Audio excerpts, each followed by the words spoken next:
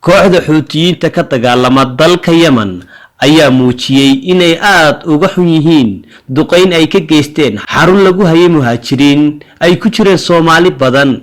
duqeyntaas oo ka dhacday toddobaadkii hore magaalada Sanca ayaa waxa ku dhintay 44 qof halka ay ku dhaawacmeen 193 ruux.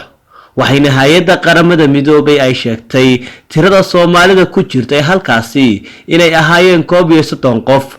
4 ka mid ah la laayahay halka 2 ka mid ahna ay dhaawacmeen. 9 kalena loo qaaday xarunta jaaliyadda Soomaalida ee Sanca. sarkaal u hadlay falaagada Xuutiyiinta ee weerarkaasi geystay ayaa tilmaamay sida uu ku dhacay inay tahay si qaldan weerarkaasi, isla markaana ay ka qoomameynayaan dhimashada muhaajiriintii iyo kuwii ku dhaawacmayba. hay'adda xuquuqul insaanka ee Human Rights Watch ayaa ku eedeysay kooxda Xuutiyiinta ka dagaalama Yemen inay weerarkaasi ka dambeeyeen, waxayna dalbadeen baaritaan degdeg ah in lagu sameeyo arrintaasi.